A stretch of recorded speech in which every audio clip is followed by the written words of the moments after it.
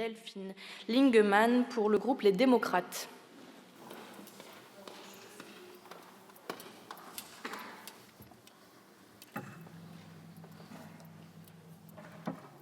Merci. Merci Madame la Présidente, Monsieur le Ministre, Mesdames et Messieurs les rapporteurs. Je suis très heureuse de pouvoir m'exprimer aujourd'hui au nom du groupe démocrate sur ce sujet de l'accès à l'enseignement supérieur. Bien que peu évoquée dans le débat public, la question de l'orientation du secondaire vers les études supérieures est pourtant décisive. 950 000 candidats avaient ainsi déposé au moins un vœu sur la plateforme d'affectation Parcoursup l'année dernière. Le rapport de la mission d'évaluation sur l'accès à l'enseignement supérieur dresse plusieurs constats que nous partageons sur la question de l'orientation des parcours académiques. Le manque de pilotage national et la multiplicité des acteurs, mais aussi le transfert des compétences variables selon les régions et l'affaiblissement de l'ONISEP qui en résulte. À cela s'ajoute enfin l'accompagnement hétérogène des élèves et le poids des déterminismes sociaux. Dès 2018, la mise en place de la plateforme unique Parcoursup a pourtant permis d'améliorer sensiblement l'orientation des futurs étudiants en réformant l'accès à l'enseignement supérieur. En premier lieu, en matière de transparence des procédures d'affectation. Les critères d'admission sont ainsi indiqués pour chaque formation. Avant Parcoursup, c'était le tirage au sort qui était pratiqué pour départager les candidats dans les filières en tension. Une procédure complètement injuste et inéquitable. En second lieu, en matière de lisibilité, Parcoursup centralise un nombre toujours plus important d'offres de formation. En 2018, 13 000 formations étaient ainsi référencées, contre plus de 23 000 aujourd'hui. Ce dispositif est aujourd'hui incontournable pour que se rencontrent culture scolaire et universitaire. Les efforts collectifs doivent néanmoins se poursuivre pour lutter contre les phénomènes d'autocensure et les inégalités tant sociales, territoriales qu'économiques. Je voudrais tout d'abord évoquer la question de l'égalité des chances dans l'accès à l'enseignement supérieur. Cette égalité des chances reste aujourd'hui bien souvent théorique. Le poids des stéréotypes de genre qui apparaît dès le plus jeune âge occupe toujours une place importante. Si les étudiantes sont globalement majoritaires, 56% des effectifs, et se sont imposées dans certaines filières scientifiques, comme la médecine ou les sciences de la vie, elles restent minoritaires dans d'autres formations, comme les formations d'ingénieurs ou les filières technologiques, où elles représentent un peu moins de 30% des effectifs. Élu d'un territoire rural, le Puy-de-Dôme, je tiens aussi à souligner l'existence d'inégalités dans l'accès à l'enseignement supérieur au niveau territorial. En effet, à résultats scolaires égaux, voire meilleurs, les bacheliers originaires des espaces ruraux se dirigent bien moins vers les filières les plus prestigieuses de l'enseignement supérieur que leurs homologues urbains. Il me semble donc nécessaire de renforcer le soutien à la mobilité académique des jeunes des territoires ruraux qui s'autocensurent bien trop souvent. Ces inégalités entre territoires se traduisent aussi par une plus faible implantation des services universitaires dans les territoires ruraux. Le groupe démocrate soutient en ce sens l'annonce du ministre de l'Enseignement supérieur d'instaurer une aide de 20 à 40 euros par mois pour les étudiants des territoires ruraux n'ayant pas accès au restaurant universitaire à compter de février 2025. Une annonce qui pourrait, à mon sens, s'accompagner d'un soutien à la mobilité. Je parle d'une aide financière à la mobilité des étudiants issus des territoires ruraux qui utilisent, faute de transport en commun, la voiture. Une aide à l'image des abonnements à tarifs préférentiels pour les étudiants comme Imaginaire en Île-de-France. Outre la question de l'égalité des chances, c'est ensuite au moment du choix d'orientation que des disparités économiques et des asymétries d'information entre les futurs bacheliers entrent en jeu. Les bacheliers et leurs parents sont bien souvent contraints d'opérer des arbitrages économiques au moment de formuler leurs vœux. La réforme du système des bourses doit, à cet égard, être poursuivie pour lutter efficacement contre ces inégalités. Une première étape s'est traduite en 2023 par une revalorisation des bourses de 37 euros par mois et l'augmentation du nombre de boursiers de 35 000 étudiants. La seconde étape, celle de la réforme structurelle du système, doit être mise en place dès 2026 afin de rendre le système plus lisible, plus progressif et d'éviter les effets de seuil. Face à une offre de formation pléthorique ensuite, les asymétries d'information sont significatives.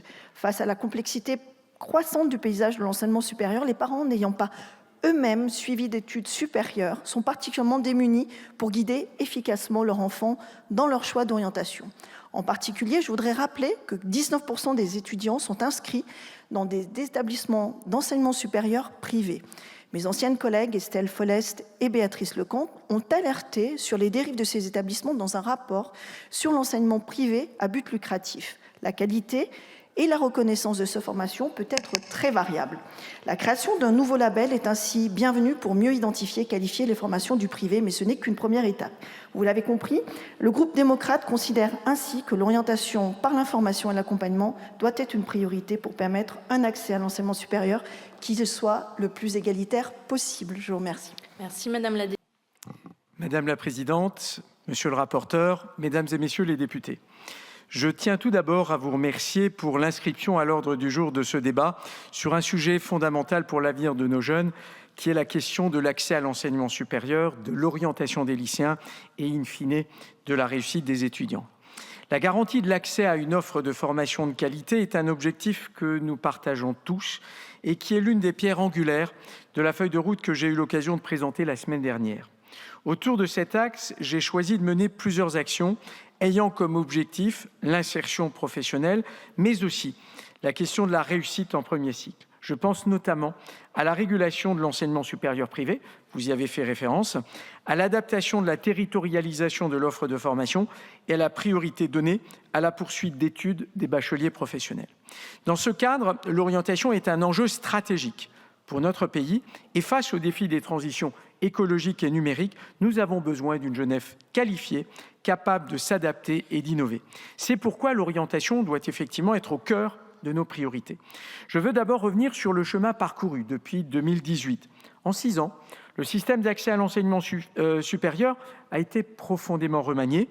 Le Conseil d'État avait pointé, justement en 2017, l'arbitraire du tirage au sort, non prévu par la loi, mais rendu inévitable par le système admission post-bac de l'époque. C'est face à ce constat et à l'impérieuse nécessité pour nos jeunes de bénéficier d'une procédure équitable que s'est construit Parcoursup. La plateforme propose aujourd'hui 24 000 formations, offrant à chaque lycéen un large éventail de possibilités pour construire son avenir. Grâce à Parcoursup, plus de 9 lycéens sur 10 reçoivent une proposition d'admission, et ce, dans des délais considérablement raccourcis. Les 3/4 des candidats ont désormais une réponse positive dès la première semaine. Cette rapidité était une attente forte des familles comme des futurs étudiants. Mais au-delà de ces aspects techniques, c'est bien la démocratisation de l'accès à l'enseignement supérieur qui reste un objectif.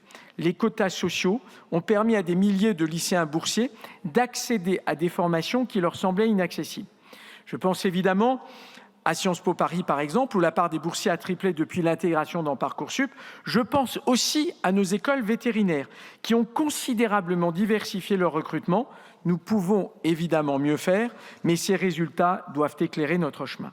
Les cordées de la réussite démontrent également leur efficacité en luttant concrètement et de manière efficace contre l'autocensure. Sur ce point, les chiffres parlent d'eux-mêmes. Les lycéens qui participent à ces dispositifs ont un taux d'admission supérieur de près de 3 points par rapport à la moyenne nationale. Pour les bacheliers professionnels, l'écart atteint même 6 points. C'est la preuve que l'accompagnement personnalisé peut faire la différence. Notre politique volontariste en faveur des bacheliers technologiques et professionnels porte ses fruits. La moitié des bacheliers technologiques candidats à un BUT reçoivent aujourd'hui une proposition d'admission. Les 3/4 des bacheliers professionnels trouvent une place en BTS. Ces résultats sont le fruit d'un travail de fond pour adapter les formations au profil des élèves. L'accompagnement des étudiants s'est également considérablement renforcé. Les dispositifs Oui-Si permettent aujourd'hui à plus de 26 000 étudiants de bénéficier d'un accompagnement personnalisé. À l'Université de Bretagne Sud, par exemple, le taux de passage en 2e année est passé de 33% à 40% grâce à de tels dispositifs. Le taux d'abandon a par ailleurs été divisé par 3. Ces résultats montrent qu'avec les bons outils, nous pouvons faire reculer de manière significative l'échec en premier cycle. Les usagers eux-mêmes reconnaissent ces progrès.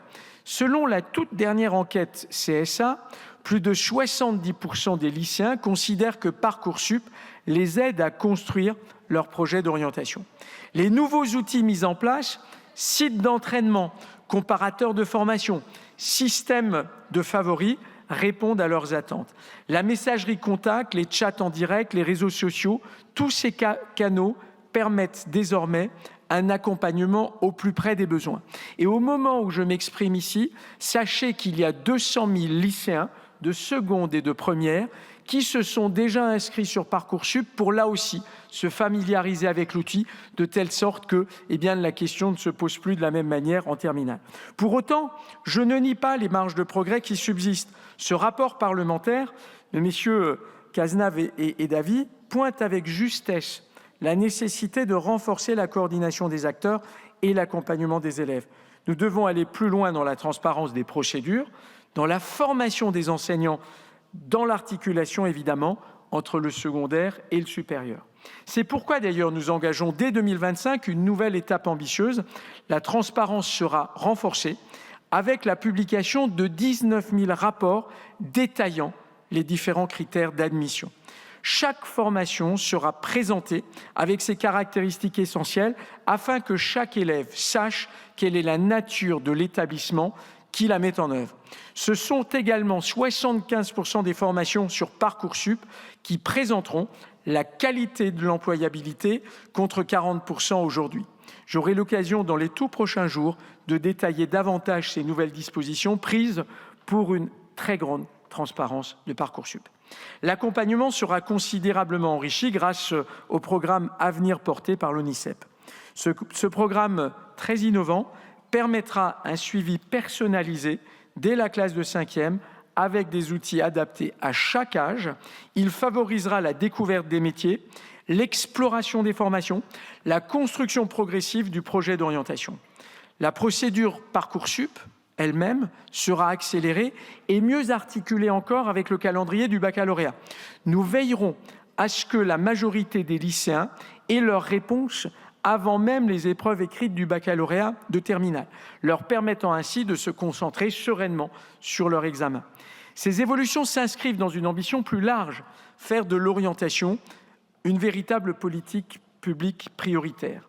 Il ne s'agit plus seulement d'informer, mais bel et bien d'accompagner chaque jeune dans la construction d'un parcours aussi bien choisi que réussi.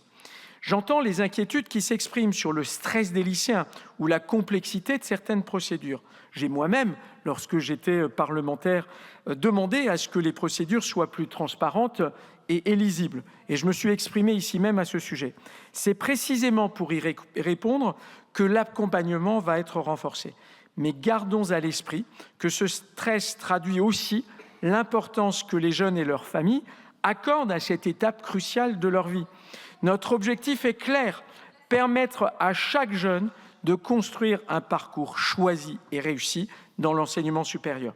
C'est un enjeu de justice sociale, mais aussi, et ne le négligeons pas, d'efficacité économique pour notre pays. Oui, nous avons besoin de tous les talents pour relever les défis qui sont devant nous. La réussite de cette ambition repose sur la mobilisation de tous les acteurs, État, régions, établissements d'enseignement supérieur, établissements d'enseignement secondaire et bien entendu les enseignants. C'est dans ce sens que le ministère de l'Éducation nationale, par la voix du ministre délégué en charge de la réussite scolaire et de l'enseignement professionnel, a récemment annoncé une concertation sur l'orientation dont les contours seront prochainement présentés. Je vous remercie.